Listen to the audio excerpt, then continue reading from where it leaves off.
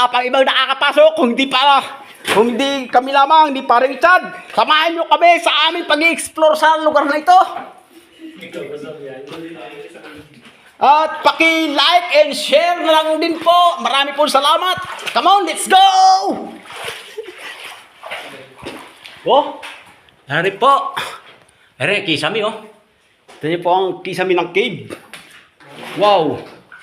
Napakaganda po sa loob. Oh. Nauna na po si Paring Felix sa taas, wala sa una na. Oh, tingnan nyo naman po ang kuweba dito sa Ginyangan. Bukas-bukas may maglulukad na dito, may magkukupras na. Tinutubuan ng hunang niyog.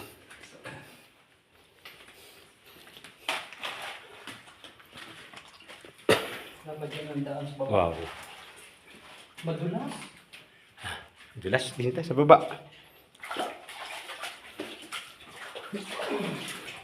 Ito po, ang ganda ng ano nito. Ang video. Ha? Yun. Ay, may daan po din eh. Sarap yung daan din ah. Sarap yung daan din. Bukas ba daan din? Ha? Da. Oo, kuha.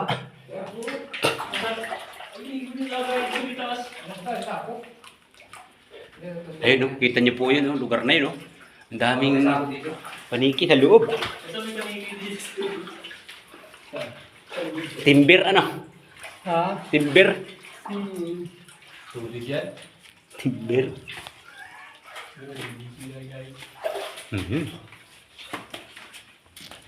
Oh, ay daan po sa kabilang yun. Ayun, nado si Juna sa kabila.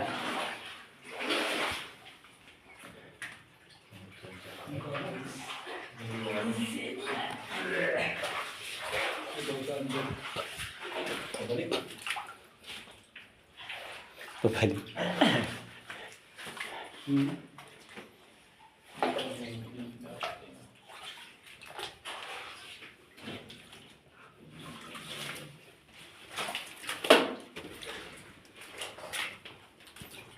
Uy, hindi ako maligo ah. Nandito na po kami. Titingnan natin itong tasay na. May nagbiti ng mga paniki. Malayo pa tayo ah. Hari oh.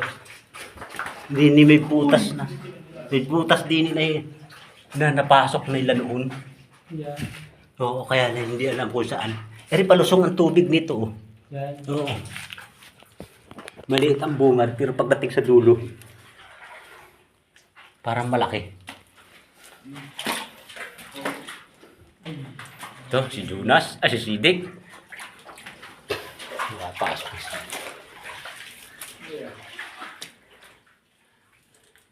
Ayun pala yung leak, doon paparaon. May liwanag na ito. Ha? May liwanag na. Ay, mga